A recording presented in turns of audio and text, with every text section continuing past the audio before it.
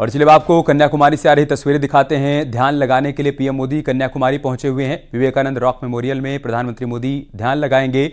सबसे पहले भगवती अम्बन मंदिर में पीएम मोदी ने पूजा अर्चना की है और 1 जून की शाम तक पीएम मोदी यहीं पर ध्यान लगाएंगे। तस्वीरें हम आपको दिखा रहे हैं जब सीएम योगी आदित्यनाथ यहाँ पर पूजा अर्चना करते हुए, माफ कीजिएगा, प्रधानमंत्री मोदी यहाँ पर पूजा अर्चना करते हुए नजर आए हैं। विवेकानंद रॉक मेमोरियल में वो ध्यान लगाएंगे। अगले 45 घंटे यहीं पर वो साधना करने वाले हैं, मौन साधना करने वाले हैं। और उसी क्रम में आप ये तस्वीरें देख पा रहे हैं जब वो विवेकानंद मंडपम के भीतर पहुंचे हैं जहां पर उनको ध्यान लगाना है। उन्होंने स्वामी विवेकानंद को नमन किया है और अब आगे यहां पर वो अपनी साधना शुरू करने वाले हैं। ख़ास बात यह है कि सबसे पहले उन्होंने यहाँ पर मंदिर में पूजा अर्चना की है। भगवती अम्बन मंदिर में पीएम मोदी ने पूजा अर्चना की और उसके बाद अब वो 1 जून की शाम तक यहीं पर रहने वाले हैं। ये देखिए आप तस्वीरें जब वो विवेकानंद मंडपम में पहुंचे और यहीं पर वो स्वामी विवेकानंद को नमन करने के बाद अगले 45 घंटे तक ध्यान लगाने वाले हैं। 1 जून को 7वें चरण की और लोकसभा चुनाव के आखिरी चरण की वोटिंग होनी है। उस वोटिंग से ठीक पहले प्रधानमंत्री मोदी यहाँ पर मौन साधना के लिए पहुंचे हुए हैं।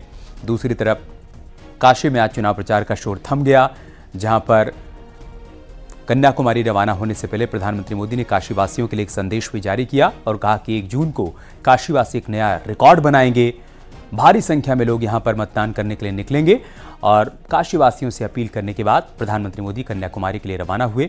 हमने तस्वीरें भी आपके साथ साझा की जब भारतीय वायुसेना के हेलीकॉप्टर से प्रधानमंत्री मोदी यहां पर पहुंचे और उसके बाद सबसे पहले उन्होंने भगवती अम्बन मंदिर में पूजा अर्चना की। ये जो आप पहली तस्वीर देख पा रहे हैं ये भगवती अम्बन मंदिर की है, जहां पर विधिवत पूजा अर्चना करने के बाद उन्होंने आरती उतारी है, साधु संतों से बातचीत की, उनसे संवाद किया और उसके बाद वो पहुंच गए हैं विवेकानंद रॉक मेमोरियल, जहां पर ये जो आप मंडपम देख पा रहे हैं विवेकानंद मंडपम है। यहीं पर स्वामी विवेकानंद की प्रतिमा है।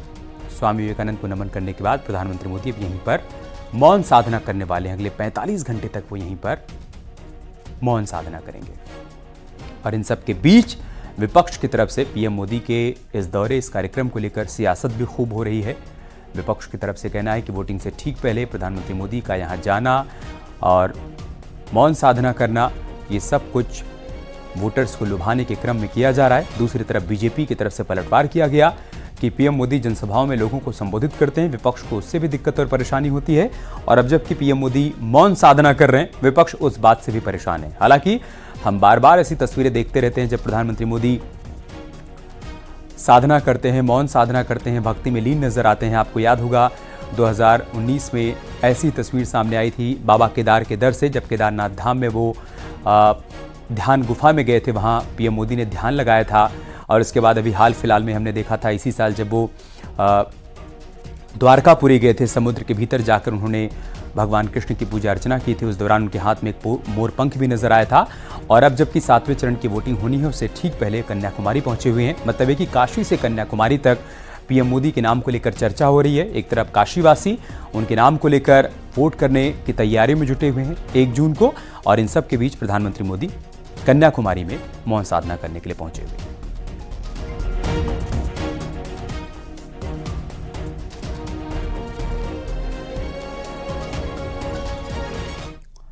आजम खां से जुड़ी एक बड़ी खबर है। दरअसल डूंगरपुर केस में आजम खां को 10 साल की सजा सुनाई गई है। एमपी एमएलए कोर्ट ने 10 साल की सजा सुनाई है और साथ ही आजम पर 14 लाख रुपए का जुर्माना भी लगाया गया है। तो आजम खां को एक और झटका लगा है। कोर्ट ने इस मामले में आजम को कल दोषी माना था। आज सजा का ऐलान हुआ और 10 साल की सजा सुनाई गई। एमपी एमएलए कोर्ट ने 10 साल की सजा के साथ साथ उन पर 14 लाख रुपए का जुर्माना भी लगाया है। 6 दिसंबर 2016 का ये मामला है जब बस्ती को जबरन खाली करवाया गया और आरोप लगा था आजम खां पर। 2016 में डूंगरपुर बस्ती में मकान भी तोड़े गए थे और इसी मामले में अदालत का फैसला आया है और आजम को 10 साल की सजा हुई है। खां को जो कल जिस मामले में दोषसिद्धि की गई थी उसमें आज सजा सुनाई गई है, जिसमें इनको जो कारावास मिला है वो 10 साल की सजा है और सारे जितने भी सेक्शंस हैं उनमें कुल मिला के जुर्माना 14 लाख है। मामला क्या था? ये जो मामला था डूंगरपुर बस्ती से संबंधित मामला था, जिसमें वादी अबरार द्वारा एक मुकदमा लिखवाया गया था थानागंज पर 2019 में घर में घुसकर लूटपाट करने का, जान से मारने की धमकी देने का, घर को तोड़ देने के संबंध में, और ये सारे आरोप उनके द्वारा श्री कृष्ण जन्मभूमि और शाही ईदगाह मस्जिद विवाद मामले में आज भी इलाहाबाद हाईकोर्ट में सुनवाई पूरी नहीं हो पाई। मामले में सुनवाई कर रही जस्टिस मयंक कुमार जैन की सिंगल बेंच ने सुनवाई शुक्रवार को जारी रखने का आदेश दिया। मुस्लिम पक्ष की ओर से एडवोकेट तस्नीम अजीज अहमदी ने वीडियो कॉन्फ्रेंसिंग के जरिए अपना पक्ष रखा। आज हाईकोर्ट में सुबह 10 बजे से दोपहर 1 बजे तक सुनवाई चली। अब कल फिर से सुबह 10 बजे से मुस्लिम पक्ष अपनी बची हुई दलीलें पेश करेगा। हालांकि हिंदू पक्ष की दलील है कि पोषणीयता की अर्जियों पर सुनवाई जल्द ही पूरी की जाए। हिंदू पक्ष ने कहा कि मुस्लिम पक्ष बेवजह ही अपनी बहस में रिपीटेशन कर रहा है।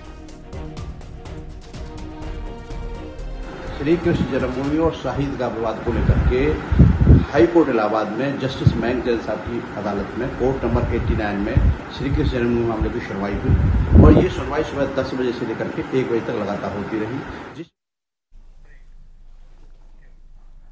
यहाँ रुकने एक छोटे से ब्रेक के लिए जल्द लौटेंगे कुछ और खबरों के साथ।